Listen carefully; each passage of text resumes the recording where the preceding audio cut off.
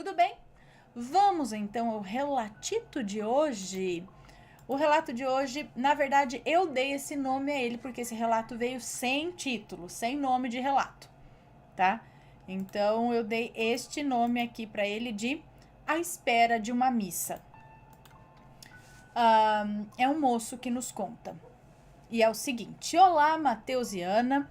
No relato de hoje vou contar uma história verídica que ocorreu com uma parente minha na cidade de Manaus, no final dos anos 60. Maria era uma jovem de apenas 19 anos, mas como é muito comum nas regiões norte e nordeste, ela já tinha um filho, que na época tinha apenas um ano e pouco, quase 2 anos de idade. Ela morava com seu marido e seu filho na casa dos pais, mas decidiram alugar uma casa para morarem somente os três. O marido de Maria precisou fazer uma viagem e ela ficou com o filho em Manaus e com a missão de encontrar uma casa para se mudarem. Logo na primeira semana encontrou uma casa em um bairro não muito distante. Dava para ir a pé da casa de sua mãe até lá. E o preço era muito convidativo. Galinha morta mesmo, sabe? Nossa, você me lembrou até do nome de uma loja que tinha esse nome, enfim. E o preço era muito convidativo. Galinha morta mesmo. Galinha morta significa que o preço é muito baixinho, preço bem baixinho. Para não perder a oportunidade, ela decidiu se mudar antes mesmo do retorno do marido. Enfim, mudou-se e ficou um tempo na casa apenas ela e o bebê, aguardando o retorno do esposo, mas estavam felizes. Mas apenas uma semana depois que se mudou para a casa nova, começaram a acontecer algumas coisas estranhas. As casas de madeira são muito comuns até hoje em Manaus e naquela época eram quase o padrão das casas dos bairros da periferia. E nessas casas é bem comum pendurar panelas, canecas e outros utensílios de cozinha em ganchos nas paredes. De repente, do nada, uma panela caiu. Maria estava na rede fazendo seu filho dormir. Levantou-se e foi ver o que tinha acontecido. Viu a panela no chão e achou estranho. Juntou a panela e colocou de volta no gancho. Contudo, observou que onde o objeto estava preso não era um prego ou algo reto de onde poderia, por acidente, escorregar. Era um parafuso, tipo um gancho, desses que se precisa levantar o objeto e tirá-lo pela abertura que fica para o lado de cima, justamente para evitar acidentes. Bem, achou estranho, mas deixou para lá. No dia seguinte, de novo, outra panela no chão. Então Maria começou a ficar atenta. Ela era muito corajosa, não se assustou com aquilo. Mas os dias passaram e as coisas começaram a piorar. Pratos que estavam sobre a mesa eram jogados no chão. E um dia, do nada, a rede onde ela balançava seu filho para dormir, no Amazonas disse embalar, começou a balançar sozinha. E da rede ela ouvia o rangido da rede dela, eu acho. E da rede não, da cozinha. Gente, eu tô doida, tá escrito certo, eu que tô lendo outra coisa. Ela começou a balançar sozinha. E da cozinha, ela ouviu o rangido da rede, fazendo nhec, nhec, nhec, nhec. Chegou no quarto e viu a rede balançando sozinha. Alguns poderiam dizer, foi o vento. Só que quem mora em Manaus sabe que lá só venta durante os temporais. Momento em que todas as janelas das casas ficam fechadas. Normalmente não venta lá. Também do nada a rede parou de balançar sozinha. A partir daí começou a ficar comum a rede se balançando sozinha e Maria decidiu contar para a mãe e pedir ajuda.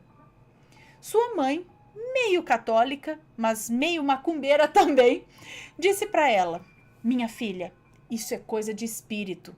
Você tem que fazer uma reza, queimar umas ervas na casa para espantar os maus espíritos e rezar para essa alma encontrar o seu caminho. Mas por mais que você se irrite, não desconjure a alma. E eu nem sei o que isso significa, ela diz aqui. Maria voltou para casa e fez o que sua mãe orientou. Queimou umas ervas, fez aquela defumação na casa, fez umas rezas e pediu para o espírito encontrar o seu caminho. Por uns 2 dias, nada de anormal havia acontecido e Maria começou a se sentir mais tranquila. Numa tarde, se embalando na rede com o seu bebê, ela ouviu todas as louças serem jogadas no chão. Todos os copos e panelas foram arremessados no chão e ela ainda na rede com seu filho nos braços. Assustada e estressada, aí ela gritou: "Eu te desconjuro, demônio dos infernos!" De repente ela congelou.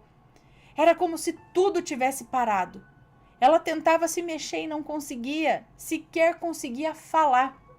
E na sua frente, na porta do quarto, uma forma feminina se materializou. Ela reconhecia que era uma jovem mulher, talvez adolescente pela silhueta.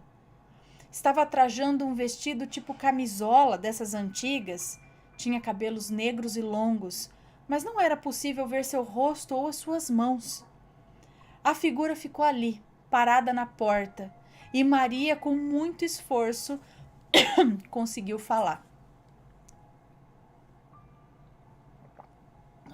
Vai afogar. Então Maria, com muito esforço, conseguiu falar. Me perdoe se eu te fiz algum mal, mas não machuque o meu filho. O que você quer de mim? E então aquela jovem materializada ali respondeu: eu não vou te machucar e nem ao seu filho, mas eu quero que você diga para minha tia mandar rezar uma missa para mim na Igreja dos Remédios, que é uma famosa igreja de Manaus, para que eu possa descansar. Após dizer isso, ela desapareceu. Maria, tipo que se descongelou e saiu correndo, desesperada, gritando por socorro com seu filho no colo. Foi até a casa de sua mãe e contou tudo o que aconteceu. Deixaram a criança com uma tia e foram atrás dos donos daquela casa. Chegando lá, chamaram a senhorinha e chamaram a senhora e ao relatar tudo o que ocorreu, de uma forma bem desesperada, a dona da casa não pensou 2 vezes. Deu uns gritos com seu marido que dormia no quarto bêbado.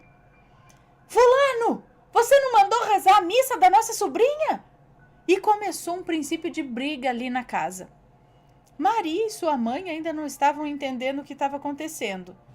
Foi então que a dona da casa, bem assustada com o relato, chamou Maria e sua mãe para esclarecer o caso.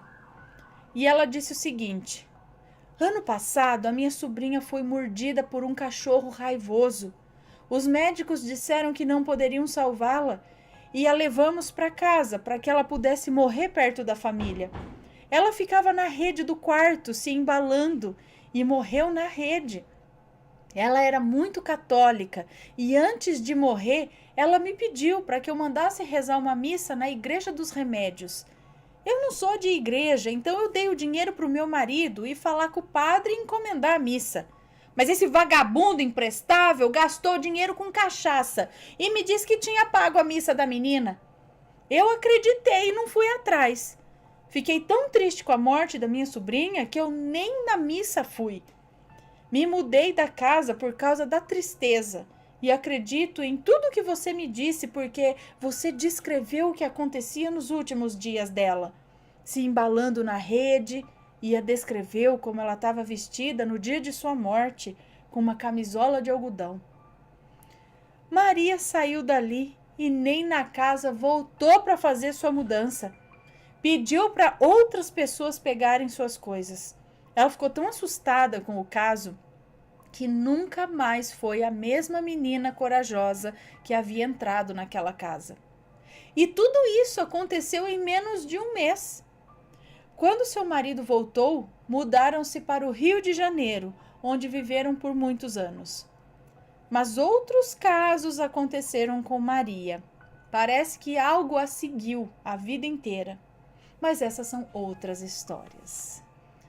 Este lá. Ai, então as pessoas tinham que avisar, né? Quando tem alguma assombração na casa. Não, coitada, a mulher não sabia também da assombração, nada. Ela só ficou triste de ficar naquela casa onde a sobrinha dela morreu e resolveu se mudar, e, né?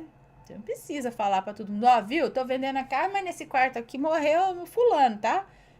A pessoa vai ficar meio. Acho que eu não quero mais a casa. Mas, né, acontece, né, gente? Não é porque morreu uma pessoa ali que a gente não vai comprar casa. Brincadeira. É, talvez não. Mas, coitada da moça, tá vendo? Chamando lá de demônio, falando as coisas. No fim, a moça só tava perdida ali. Ela tava precisando de uma missa. Ela queria, tinha pedido, a pessoa prometeu e não cumpriu. Quer dizer, a tia achou que tinha cumprido, né? Mas o homem gastou em pinga. E Laia, tinha que vir assombrar ele. Tinha que ir lá puxar o pé dele. Não da pessoa que mudou na casa. Na verdade, ela não fez nada. Ela balançava na rede só. Derrubava as panelas, né? Ela queria, acho que, chamar a atenção realmente de alguém para pedir. Alguém reza a missa para mim. Era pra atazanar o fulano que gastou o dinheiro lá, que era pra ser da missa, gastou na pinga. Eu ia aparecer, mas toda noite ali falando, você gastou, não, você tinha que pagar essa missa pra mim, meu amigo. Essa missa é minha, você pode arranjar e vai lá pagar a missa. Oi, meu Deus, vou derrubar água aqui. Enfim, pessoal, espero que tenham gostado do relato. Um beijo pra vocês e a gente se vê num próximo relato. Beijos e fui. E aí, tá gostando dos relatos? Então o que você acha de deixar um like aí no vídeo, hein? Gosta dos relatos? Deixa o seu like, mesmo que seja nos cortes.